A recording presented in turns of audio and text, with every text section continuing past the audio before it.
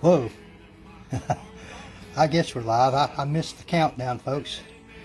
This is an excited Mike from Mike's Magic Auto Detailing and Paint Enhancement here in a sunny Sharpsburg, Georgia. Oh yeah. Oh yeah. Oh boy. I'm going to show you what I'm so excited about here in just a moment. Let's take a look. You know what this means. Yep. Sally's out there. She's been relegated back to the out of doors. She's grumbling a little bit, but she said she wasn't too mad since this is such a special project we're working on here.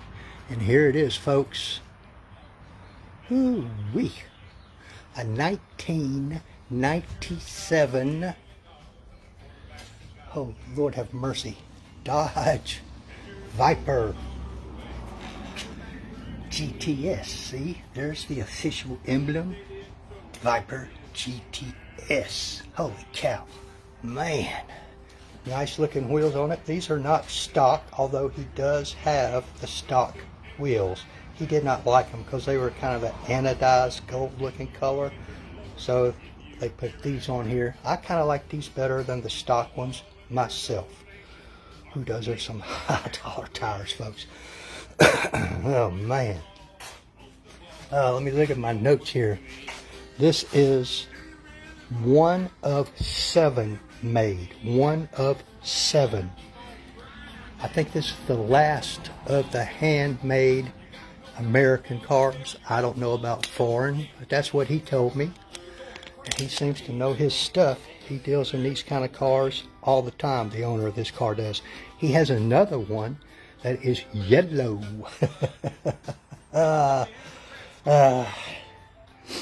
V10, about 600 horsepower, ladies and gentlemen. And everybody, I know what you're going to say. It looks pretty clean. What are you going to do to it? Well, I'll explain all that here shortly. I'll give you a closer look at some of what's going on here. He had to have some paint work done on the car. I forget the reason why. They repainted the hood and the rear quarter panels, as I understood it. And I think he had a new stripe kit put on, which is expensive in and of itself. But he was told the entire car had been previously ceramic coated. So obviously the newly painted parts, after the proper waiting period, usually it's about 30 days after painting, they want you to wait before you do something like this to the car. Well, we've passed that. So, but I'm going to show you some things. Here we go with the old inspection light. Can y'all pick up on all that scratching in there? This is new paint, folks. What that tells me is that more than likely the painter did not finish down, as we call it, with a final polish. And it's obviously been washed or something, because you can see the watermarks there. See those little circles? Those are watermarked. I don't think they've bonded quite terribly to the clear coat as of yet. So all of that will have to be cleaned and removed, so forth and so on, before I can coat this and paint prepped and all that kind of stuff. God, man, it'd be a pain getting in all these little nooks and crannies. And he was complaining that they had, whoever had buffed this had got some buffer sling up in here. We'll clean all that out for him as best we can. Of course, this is going to involve a lot of taping off, especially stuff like this. I'm telling you folks, you do not want to get buffer splatter, compound polish, and all that down in these little mesh covers here, because it is a pain to get them clean. And about the only way to really get them clean is to remove them. So they'll be covered up, and y'all seen me do similar stuff. The stripes will have to be taped off. all this, all these emblems, these gaskets, all this stuff, all of it will have to be taped off before I can begin any kind of buffing. Oh man. And coming back, you can see a few little contaminants on the paint there.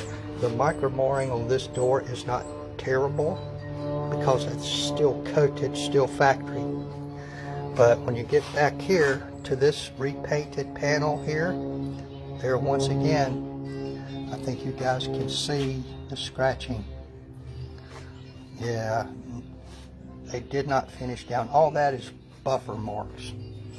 I don't see that any of that is from washing, although a bit of it might be.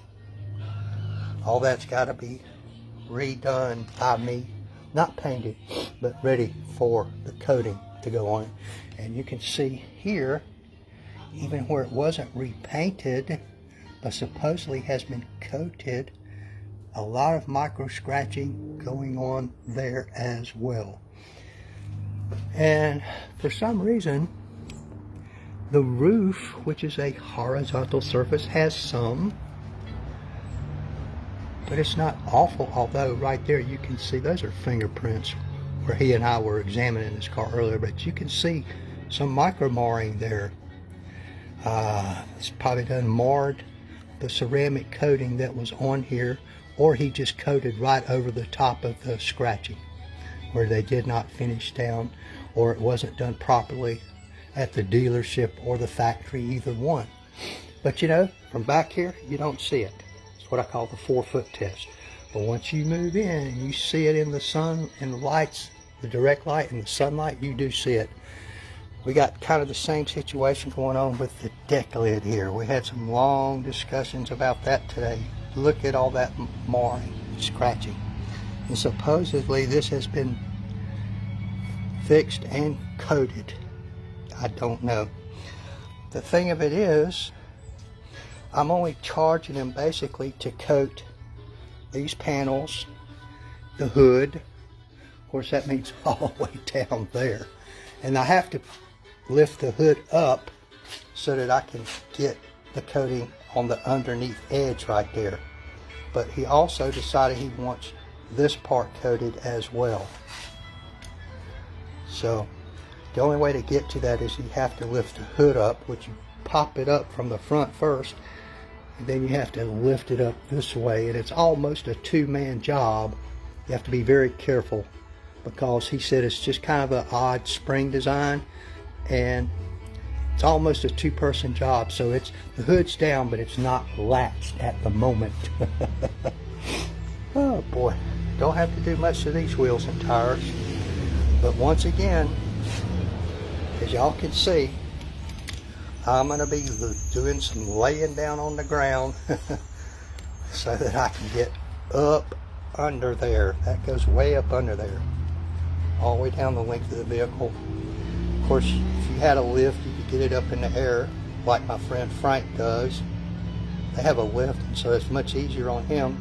I don't have a lift, and I don't think it would be very difficult to get any ramps under this car. It's so low to the ground to get it up where you could get to it a little bit better. But hey, I've had to lay on the ground before. I'll lay on the ground this time, get all that clean, spiffed up, because when I ceramic coat this part, I will ceramic coat it from there with the door open to get into the jam all the way. I'll ceramic coat it all the way up under there till I run out of paint. Oh boy, it's going to be another long, tedious project. And as luck would have it, I've got the rear hatch open, as y'all can see. Man, this is a gorgeous car. The key he brought me is just the manual, not the fob key, and I accidentally locked the doors, and as you can see, there's nowhere to stick a key in to unlock the door manually. Oh boy. So you can unlock this back hatch by putting the key in right there, and then you have to reach inside. There's some manual door releases inside right there. But I had to call him. Hey, yes, Mr. Hall, I am that guy. I am that guy. And there's one on each side. So once you find it, it's relatively simple to do. But I had to call the owner and find out how to get the doors unlocked. I guess I locked them by mistake when I moved it in here. I think this thing is a 6-speed, Robert. I'm not positive. 6-speed, but you can see I got the protectant covers on the gear shift knob, the steering wheel, the emergency brake, because I will be getting in and out of it, moving it back and forth. I'll put some protective covers on the seat. He's got a towel down in the floorboard. I think he learned that trick from me. But this is going to be some tedious work once again, because I'll have to get in all these little nooks and crannies here without getting splatter up in there. And he wants those coated as well, which will be some tedious work. But hey, that's okay. They don't call it detailing for nothing, Robert. You know, same problem over here. Lots of taping up, lots of taping up, lots of taping up. And fortunately, the headlights are good. He was telling me how much a set of these cost. I forget. It was something like $10,000 or more for a set of headlights for one of these things, Robert. Whoo-wee. That's called don't get in a collision and take care of these headlights. Don't let them turn on you. Holy moly. I don't know how much those lights down there would cost. We never talked about that. But as you can see, there's a lot of nooks and crannies down there. I'll have to be laying on the floor, getting all the way up under there. And as usual, I'm positive that I'm going to go way beyond the budget, for this car, but I will not exceed the quote that he and I decided upon. I will do whatever's necessary for this car to be as close to perfect as you dare make it when it leaves out of here. He'd also wanted me to do some interior work, but he changed his mind on that. But you know, hey, I may do some of it anyway. I don't know if y'all can see that, those shadows on the dash right there. He said they'll kind of wipe off. I don't know what that is. I'm not sure what caused it. I think probably it was someone using an improper interior cleaner on that material, because I've seen that happen. It gets cloudy and streaks over time when you use something like an APC or one of these El Cheapo cleaners on these car interiors. I use a dedicated interior cleaner on stuff like that so that you don't have that problem. It leaves no residue at all behind. You don't have to worry about using a water-soaked rag afterwards to get the residue off.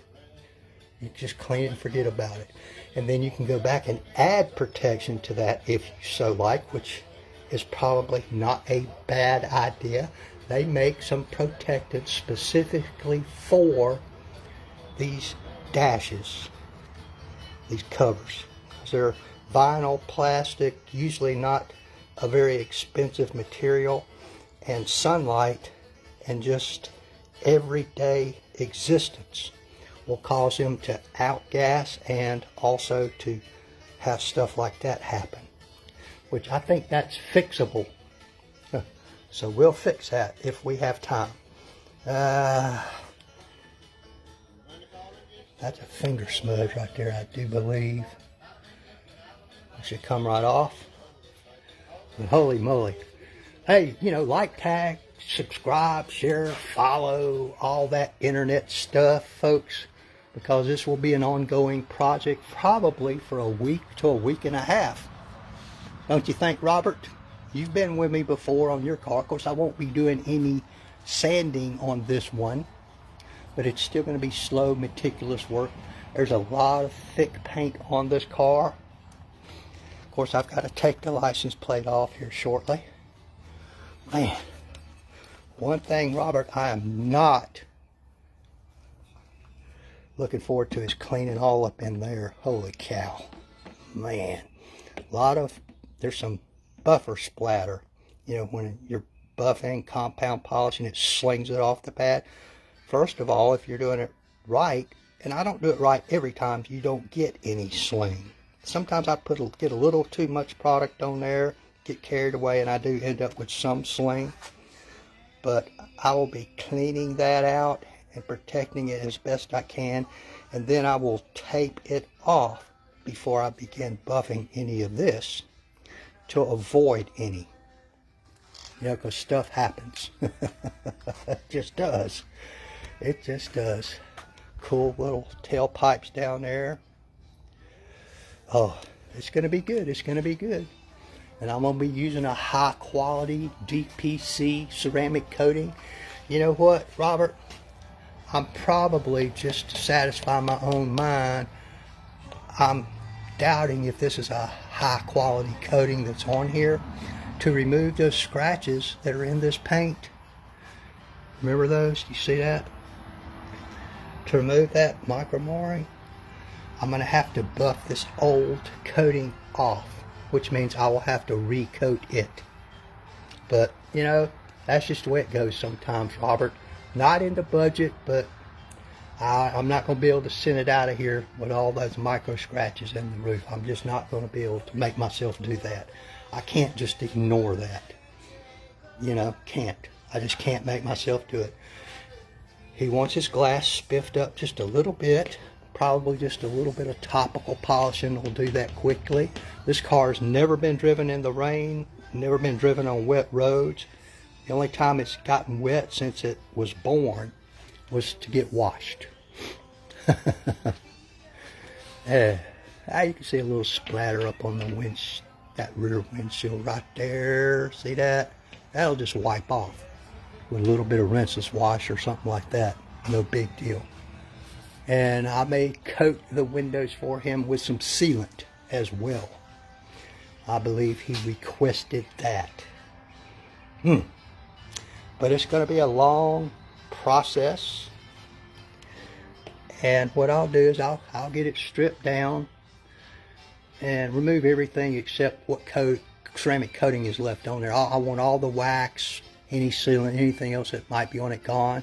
Then I'll check for contaminants to see if it needs decontaminating, either chemically or mechanically. And then I will move on to the next step. But if you'll hit that subscribe button if you're on YouTube, or I guess follow me on Facebook, hell, I don't know, you'll be able to catch these steps as they come along. And in one of the future videos, I will crank this bad boy up for y'all to let you hear it run. It is bad ass. I'm telling you right now. The ground shakes. I was sitting in there watching a video in my dining room when he pulled in. I heard him when he pulled into subdivision. I was like, oh, there he comes. I came out, stepped out in the garage, and yep, there he was. There wasn't no mistaking the sound this thing makes, I guarantee you. But hey, you know, I've finished prepping in preparation for the prep work. So I guess I should get busy now and see what we can do with this beautiful car. Make it much better than what it is right now. You know what? And when you have a six-figure plus car, you know, you need to be picky in my estimation. You know, that's a big investment sitting there. You want it to look absolutely as good as it possibly can. Whew. You know how that is, Mr. Robert. I know that you do. Oh boy. But in one of the future videos, I will crank it up for you guys. And there'll be no mistaking that sound, I guarantee you. All right, everybody, have a great day. Looks like a little bit of clouds coming in. I will be doing the majority of the work on this car in the garage, turning my air conditioners on, so forth and so on, because I'll be monitoring the temperature and the humidity, because some of these products, they recommend using them in a certain range here. You can use them outside the range, but you really have to be on top of it, and they don't work as good. So I like to keep it to the manufacturer's recommendations as far as temperature and humidity goes. So I'll be adjusting that and monitoring it as I go along here using these different methods, products, machines, no telling. I'm anticipating, Robert, probably about 10 different wash mitts on this car. I'll wash probably half the hood, and then that wash mitt will go in the laundry here, and I will grab a clean one to do the other half, and so forth and so on, all the way around the car. So that way I'm not making extra work for myself by producing marring, additional marring in the paint for when I get to that stage. And that's pretty much the method I use on most cars that I do, particularly these special cars. All right, guys, that's all I can think of to say right now. Y'all have a great day. So long from Mike. Bye.